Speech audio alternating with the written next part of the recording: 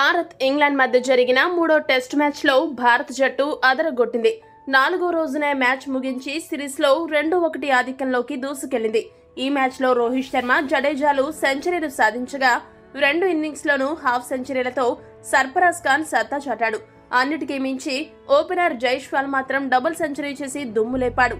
బౌలింగ్లో అయితే జడేజా, కుల్దీప్లు సత్తా చాటడంతో భారత జట్టు ఏకంగా 434 పరుగుల తేడాతో ఘన విజయం సాధించింది. మ్యాచ్ ముగిసిన తర్వాత జట్టు కెప్టెన్ రోహిత్ శర్మ తన సంతోషాన్ని వ్యక్తం చేస్తూ కీలక వ్యాఖ్యలు చేశాడు. రోహిత్ శర్మ మాట్లాడుతూ ఏమన్నాడంటే, టెస్ట్ మ్యాచ్ ఆడుతున్నప్పుడు 2-3 రోజుల్లో ఆట ముగుస్తుందని చెప్పలేము. 5 రోజుల పాటు ఆటను ఆడడంలో ఉన్న ప్రాముఖ్యతను గుర్తించాల్సిన అవసరం ఉంది. వారు బాగా ఆడి మమ్మల్ని ఒత్తిడిలోకి నెట్టారు, కానీ మేము అద్భుతంగా ఆడి పుంజుకున్నాము. ఇంత భారీ విజయాలు సాధించినందుకు చాలా సంతోషంగా ఉంది. మిడిల్ ఆర్డర్ లో జడేజా కూడా బాగా బ్యాటింగ్ చేశాడు. సర్ఫరాజ్ ఖాన్ ఈ మ్యాచ్ లో అద్భుతంగా ఆడాడు. అతనికి క్రీజ్ లో నిలదొక్కునేందుకు తగిన సమయం ఇవ్వాలని మేము అనుకుంటున్నాము. అటు ఓపెనింగ్ లో జైస్వాల్ కారణంగా, ఇటు మిడిల్ ఆర్డర్ లో జడేజా, సర్ఫరాజ్ కారణంగా మంచి కుడి ఎడమల బ్యాటింగ్ సమన్వయం దొరికిందని భావిస్తున్నాము.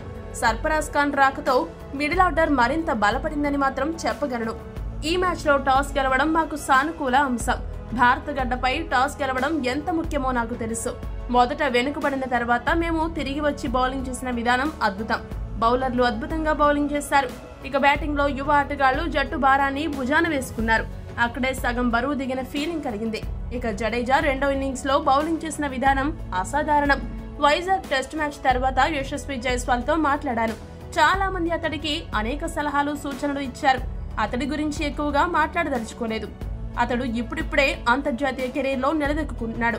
దీన్ని ఇలాగే కొనసాగించాలని కోరుకుంటున్నాను. అతడు మంచి ఆటగాడని మాత్రం చెప్పగలను. అతడి గురించి ఎక్కువగా మాట్లాడి అతడిపై ఒత్తిడి పెంచాలని మాత్రం భావించడం లేదని రోహిత్ పేర్కొన్నాడు. ఈ వీడియో గనక మీకు నచ్చినట్టయితే లైక్, షేర్, కామెంట్ చేయండి. మరిన్ని స్పోర్ట్స్ అప్డేట్స్ కోసం మా ఛానల్ ను సబ్స్క్రైబ్ చేసుకోండి.